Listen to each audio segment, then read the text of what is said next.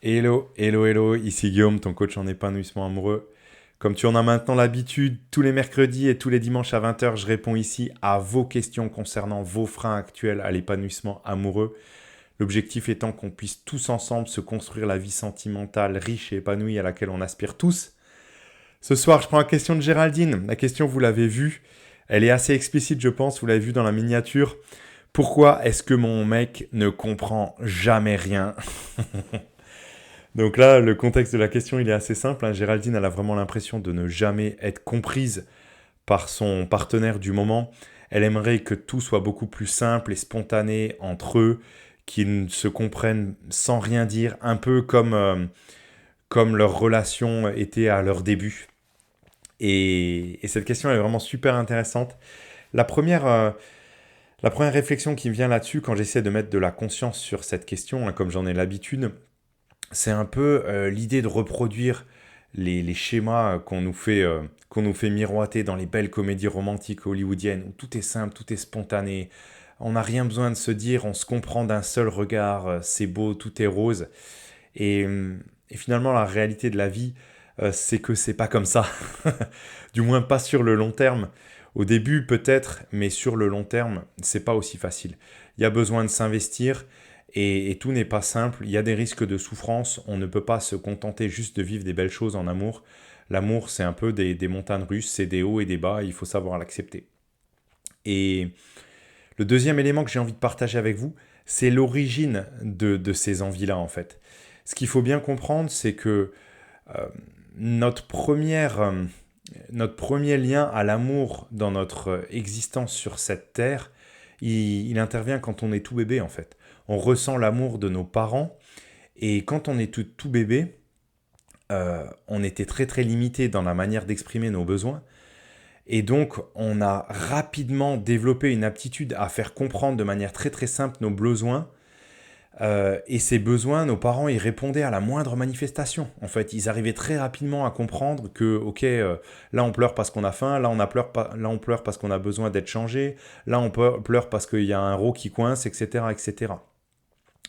Mais surtout, ce qu'il faut bien comprendre par rapport à cette période un peu primitive de notre vie, c'est qu'à l'époque, nos besoins, ils étaient ultra basiques et que nos parents, ils se sont rapidement habitués à ça, et c'était assez facile pour eux, finalement, de déceler quel était le besoin derrière notre gène manifesté, sans même qu'on exprime grand-chose. Ils nous comprenaient assez rapidement.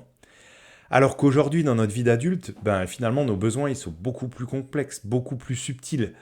Est-ce qu'on peut vraiment s'attendre à ce que notre partenaire amoureux y comprenne de manière rapide et spontanée que les coloris de chemise qu'il a choisis pour la chemise de sortie au cinéma ce soir, ça ne nous convient pas du tout, ou bien que il devrait comprendre quand même que ce papier peint il est horrible, ou bien que j'aime pas sa mère, ou bien que cet été, je préférerais aller à la mer qu'à la montagne, il devrait le savoir. Bah non, en fait. Il y a tellement de complexité, et encore là, je vous ai donné des exemples ultra basiques. Il y a tellement de complexité dans nos besoins et nos envies du quotidien, dans tous nos ressentis, dans toutes les émotions, que l'on ne peut décemment pas s'attendre à ce que l'autre face à nous perçoive tout, en fait. C'est beaucoup trop complexe. D'accord. Et ce qui est important de dire aussi, c'est pourquoi est-ce qu'au début on avait l'impression que la personne face à nous ressentait tout? Ben, en vrai, c'est un peu comme dans les films à l'eau de rose, tout était beau, tout était rose. Sans doute aussi qu'on était mutuellement plus attentifs l'un à l'autre, on était plus focalisé sur les envies, les besoins de l'autre, et surtout on avait une sorte de biais de confirmation. C'est-à-dire on accordait plus d'attention à tous les éléments qui nous donnaient l'impression que la personne elle nous comprenait pleinement, et on écartait, on passait un peu sous silence tous les détails qui auraient pu nous donner l'impression d'être négligés. De telle sorte à ce que, ben, au final, on a l'impression dans les débuts de relation que la personne, elle nous comprend pleinement, elle anticipe nos besoins de manière parfaite à chaque fois. Donc par rapport à ça, Géraldine, la solution que je préconise, elle est assez simple. Communication ouverte et transparente. J'ai l'impression de répéter toujours les mêmes choses chaque semaine. Communication ouverte et transparente. Arrêter de croire que l'autre va anticiper, va comprendre d'avance tous nos besoins et s'autoriser à les exprimer. Exprimer nos besoins, nos envies. Et puis ça permet aussi de créer du lien, de mieux se comprendre, de mieux prendre conscience l'un de l'autre, de ce que chacun vit.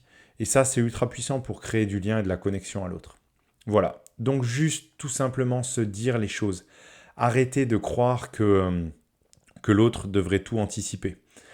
Et d'ailleurs, j'attire ton attention sur autre chose, Géraldine, dans la formulation de ta question. Attention aux généralités. Quand on utilise des toujours, des jamais, quand on considère que les choses sont systématiquement comme ça, il y a toujours un loup derrière tout ça. Donc voilà, c'est le dernier petit détail que je voulais encore relever là-dessus. Voilà Géraldine, j'espère que ces quelques éléments éclairent ta lanterne concernant la question que tu te posais. N'hésitez pas, vous qui regardez cette vidéo, à me poser en commentaire de n'importe laquelle de mes vidéos ou bien en message privé sur Facebook la question concernant votre frein actuel à votre épanouissement amoureux. J'y répondrai avec plaisir dans une de mes prochaines vidéos.